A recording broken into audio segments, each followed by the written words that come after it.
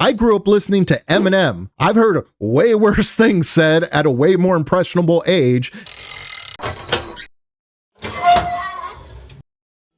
What's up, guys? Steven here, and today we are going to be talking about this crazy war that seems to be going on with the right. Kind of a right civil war, I guess you could call it. Well, it all started when a man named Tucker Carlson, former Fox News contributor and Ted Cruz Punisher. You're a senator who's calling for the overthrow of the government. You're the one who don't know anything about the country. No, you don't know anything about the country. Brought on a stunning young man by the name of Nick Fuentes. Now, Nick Fuentes is best known for going to the White House with Kanye West after Trump's victory. But what you may not know about Nick, unless you're a sub 40-year-old, is that he is a large leader of a movement called the Groypers, which is kind of a facet of the right wing that, in my opinion, blames most of the problems with the society on the Jews.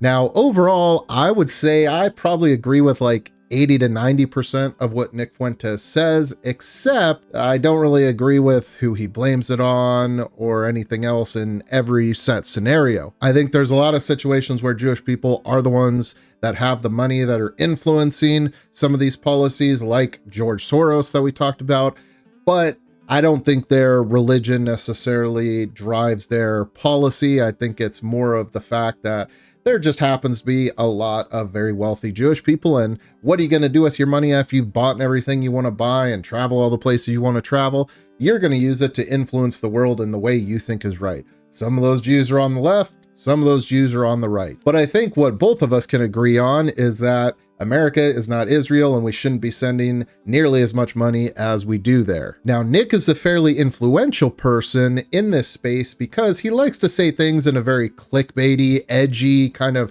rage-baity fashion, and say it in a way that's gonna get the most clicks and most views. He has had to do this out of necessity because back when he first started in 2018, he got canceled largely due to the fact that he was questioning Israel and the money that the US government was giving them. In fact, at that time, he was a well-known fan of Ben Shapiro and other conservatives, even Jewish conservatives. But the fact that he was attacked and taken down. I got attacked for this. I wrote a big article about this. I tweeted about it. I tweeted to Ben Shapiro. I said, you know, I've never seen anything on the Daily Wire that's actually critical of Israel. And he quote tweets me. And at this time, I have 1,000 followers on Twitter. How old are you? I'm 18. I'm a freshman. Still a freshman in college, yeah. Mm-hmm. And this is even before I started my show. And I don't know, I probably got 100 likes on this tweet. It wasn't a viral tweet. He quote tweets me and says, to accuse a Jew of dual loyalty is the surest sign of anti-Semitism. And like, this is how it sort of begins. And I see this tweet. And by the way, that was on Christmas Eve in 2016. He immediately called you an anti-Semite. Mm-hmm. So I'm driving to Christmas Eve Mass with my family. And I see on Twitter, the notification comes up, Ben Shapiro quote tweets me, calling me an anti-Semite. And I was like, what is this? Like, why is this guy attacking me? You know, because I don't have a platform at this time. I'm not an influential guy or anything. And so then I put out another tweet, similar. I said something like, if you're China first, you should live in China. If you're Mexico first, you should live in Mexico. If you're Israel first, maybe you should go live in Israel. And again, he quote tweets me and says, you're an anti-Semite. That same night? This was, I think, a couple weeks later. Happened a little bit further down the line. And so... Were you surprised that he knew you were? Yeah, I was. I was surprised at why he cared. Yeah. Because I'm thinking, how does he even know who I am or what I'm about? Stuff like that is going to piss you off at a young age, and he's still pretty young, to be fair. Since then, Nick has been streaming nearly every day to thousands of loyal followers. And of course, when you have hours and hours and hours of video footage of you bullshitting with other like-minded people, you're going to say some pretty controversial stuff. And on top of that, he knows it gets the views. He knows it gets shared around, so he likes to play it up even more. So why is this a big problem?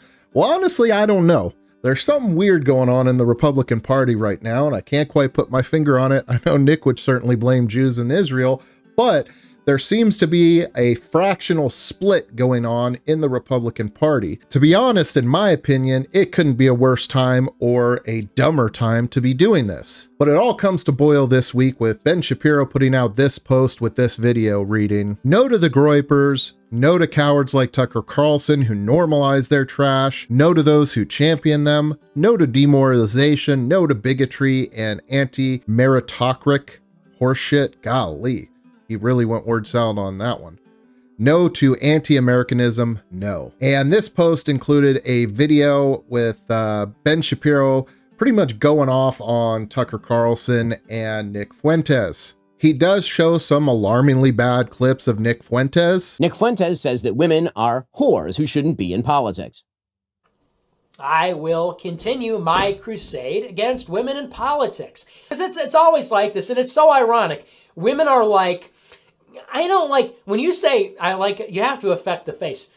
When you say to repeal the 19th Amendment, that offends me. That hurts my feelings. It's like, have you ever stopped and considered that maybe if you get offended, there's such a strong emotional reaction to political opinions you disagree with across the board?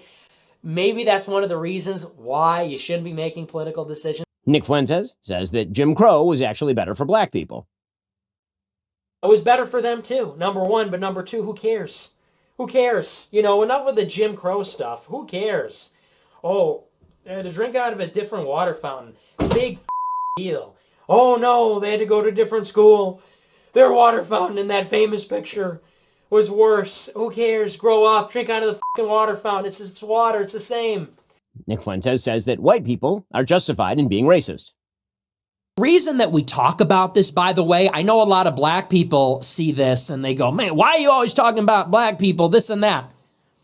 Because there just needs to be some shame here. Well, there's a few reasons. First, white people are every single bit justified in being racist. Every single bit justified, to the extent that that means going out of your way to avoid black people when you see them. Hitler was a pedophile and kind of a pagan. It's like, well, he was also really fucking cool. So, you know, time to grow up. We're not children anymore. Am I right? Am I right? Am I right, boys? Am I right? Let's go. He was also really fucking cool. Nick Fuentes believes that the Jews start all the wars, that perfidious Jews in positions of power ought to be killed, and says the Jews are filth who have to be removed from the country. And once again, remember who is responsible for it all: the Jews. They are responsible for every war in the world. It's not even debatable at this point. This has nothing to do with oil. This has nothing to do with democracy. This has nothing to do with liberal internationalism. We are at war with Iran because they pose a threat to Israel's hegemony. That's why we're bombing their nukes, to pave the way for regime change so Israel can dominate the region, because that makes them the most powerful they can be. There is an occult element at the high levels of society, and specifically among the Jews. So many of the people that are perpetrating the lies and the destruction on the country, they are evildoers. They are people that worship false gods. They are people that practice magic or rituals or whatever. And more than anything, those people need to be, when we take power, they need to be given the death penalty. Josh Hammer and Mark Levin, fuck these people. Like, deeply, seriously. All real Americans, if you are a real American, if you were born in this country, I don't even care who you are, what you are. If you are a real American that loves this country, you have generations in this country, your family or you fought for this flag, fought for the Constitution, fought for our church, fought for our civilization. For all of you, I say about Josh Hammer and Mark Levin and Laura Loomer, fuck them. Fuck them. Deeply, seriously, get them the fuck out of our country. Nick Fuentes, it should be mentioned, despises Donald Trump and the MAGA movement as well. Honestly, and if you watch my show, you know I've been very critical. I've never been this far. This just goes to show this entire thing has been a scam. When we look back on the history of populism in America, we are going to look back on the MAGA movement as the biggest scam in American history. And the liberals were right. The MAGA supporters were had. They were. So, that right there is just a brief glimpse into the twisted mind of Nick Fuentes. Most of them look like just, an edgy young guy in politics trying to say things to get views, in my opinion. Some of it is a bit, rough to listen to and a bit kind of cringy and makes your skin crawl a little bit.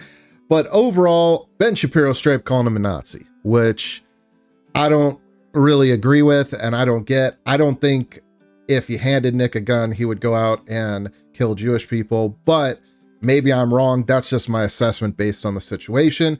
And I think Ben's assessment that Tucker Carlson made his viewpoints seem a lot more normal and rational actually makes sense.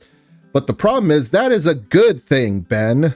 We want to normalize up and coming voices. We want to help lower their radicalization. What we don't want to do is just throw them away and criticize them and ostracize them from society. That's the stuff that the left has been doing that has led to the implosion and destroying of the left. Now, if you know me personally, my views skew in both directions depending on what we talk about. I tend to be a lot more liberal when it comes to social issues and a lot more conservative when it comes to financial and economic issues. So I'm not happy at the state of the Democrat Party right now. Don't get me wrong. I wanted the Republicans to win in the last election, but that's because the Democrats were literally destroying the country. But if you put up a good Democrat that has sensible economic values and a little more liberal social leanings, I would probably go for them in a heartbeat. I am not and will not ever be a diehard loyalist to one party. It just is right now the Republicans seem to be the party of common sense and reason, and the Democrats seem to be ruled by cancellation, and we don't want to say the bad thing. This is exactly what this whole beef is bringing to the Republican Party. Ben Shapiro is not only just calling out Nick Fuentes for his views, which would be one thing if you wanted to say, hey, this guy's towing the line, maybe debate him, show how stupid some of his beliefs are or something like that. But instead, Ben says, no, I won't talk to him because he's a Nazi.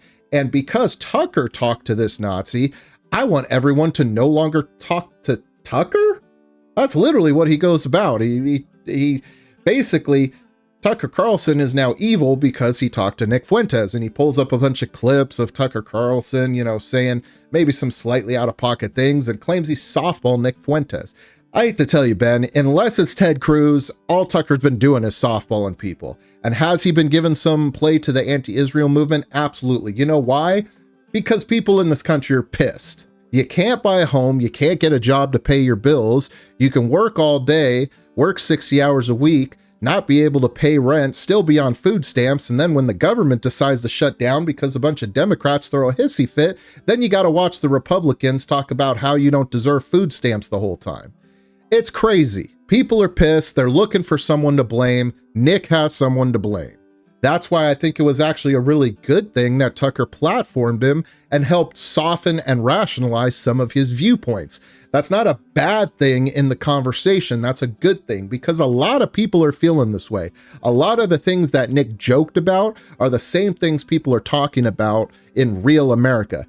Not in the corporate media millionaires talking about what we should do with the commoner America, but the actual America out there. They're pissed that more money is going to protest wars in other countries than is going to help the needy people in our country. They're pissed that our streets have been overrun by drugs and criminals that we don't seem to want to prosecute anymore. They're pissed that the element of the American dream, the simplest, most basic element of buying a home and being able to afford your cost of living has been completely stripped from society over the last 5 years. And Trump's solution is a 50-year mortgage. That is a joke, Ben. That is a joke, and people are getting pissed. And that's why you see people like Nick Fuentes blowing up. Now, you could let Nick Fuentes stay on his island you could harbor all of the more radical opinions he has, let them grow and fester into a movement and a revolution that causes a civil war. Or you could talk to the guy and say, hey, you know what? You kind of got some points here, but I don't think you're looking at the full story. Here's a little more context. Here's a little this. You know, what do you think? How do you feel? What are you seeing? What are you hearing from your fans?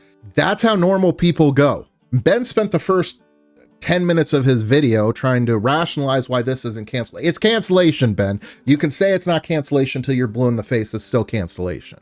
You're trying to get places to not let Tucker speak. You're trying to get friends of Tucker to disassociate with him. That is the bare bones basis of cancellation. And that's what ruined the Democratic Party. Hopefully somebody will fix it, but that's what ruined it. Someone in the Democrats said, oh yeah, I'm for gay rights, but you know, I don't really want them to get married. How about civil union? And then someone else in the Democrats said, he's a bigot, vote for me, I'm for gay marriage. And somebody else said, I'm for gay marriage, but he's not for trans rights, he's a bigot. And then somebody else said, I'm for trans rights, but he's not for castrating children, he's a bigot. And it just progresses. It's a snowball effect.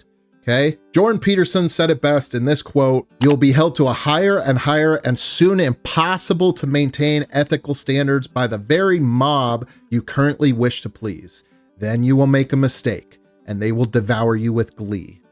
Please take this warning seriously. I liked you. Now, this was in response to some YouTube drama that was going on and somebody kind of bending the knee to the woke mob in the YouTube space, which would be Ethan Klein of H3 Productions. And that later turned out to be true.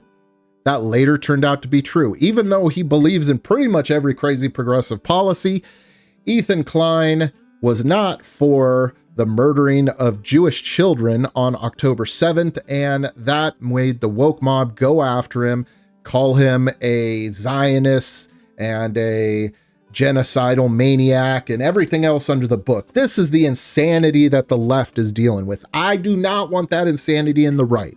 Our country barely survived that insanity on the left. Ideally, I'd like a situation where both parties actually have candidates with intelligently thought out but differing viewpoints, and we the people get to decide which one we choose. Instead, we get whoever's the biggest virtue signaler on either side. We can't do it. We simply cannot do it. Stop doing this, guys. Stop doing this. A whole bunch more people have been riled up in this controversy. You got Candace Owens getting looped in, Megyn Kelly, all these other people. It's going on and on and on. And meanwhile, while all the Republicans are fighting, Trump drops this interview with Laura Ingraham. Republicans have to talk about it. And does that mean the H-1B visa thing will not be a big priority for your administration? Because if you want to raise wages for American workers, you can't flood the country with tens of thousands or hundreds of thousands of foreign workers. You also do have to bring in talent. When we have plenty of talented people here. No, you don't. We don't have talented people here? No, you don't have certain talents, and people have to learn. You can't take people off an unemployment line and say, I'm going to put you into a factory where we're going to make missiles, or I'm going to put you. How did we ever do it before? Well, I'll give you an example. In Georgia, they raided because they wanted illegal immigrants out. They had people from South Korea that made batteries all their lives. You know, making batteries are very complicated. It's not an easy thing. It's very dangerous. A lot of explosions, a lot of problems. They had like 500 or 600 people, early stages, to make batteries and to teach people how to do it. Well, they wanted them to get out of the country. You're going to need that, Laura. I mean, I know you and I disagree on this. You can't just say a country's coming in, going to invest $10 billion to build a plant, and going to take people off an unemployment line who haven't worked in 5 years, and they're going to start making missiles. It doesn't work that way. And you got this from Wall Street Mav. It hasn't been a good week for policy ideas floated by the White House.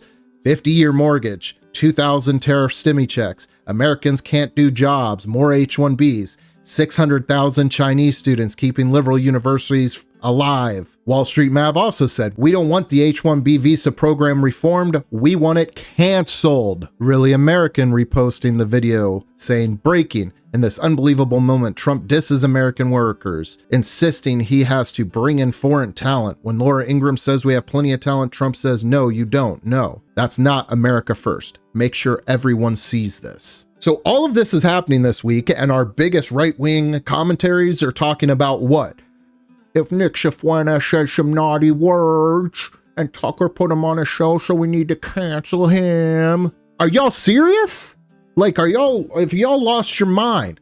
Ben, we don't care. I grew up listening to Eminem. I've heard way worse things said at a way more impressionable age than what Nick Fuentes is spouting. If anything, it's tame. He says outrageous things to get views. His takes are really a lot more common than that. That's why he speaks to the audience. And that's what both Ben and Tucker aren't really seeming to do right now. So I'm sorry, Ben. I'm not mad at a group of wealthy Israeli people trying to cancel Tucker because he put on Nick Fuentes and, might have said a couple bad things about the state of Israel. I'm not mad that Nick Fuentes uses some edgy jokes sometimes and probably is a bit anti-Semitic, but, he's had some bad experiences. I'm mad that this is even a topic of conversation. We should be talking about how the current administration, who ran on affordability's best option to buy a home for a young person like me, is a 50-year mortgage. This is straight out of the You'll Own Nothing and Like It. Play that clip.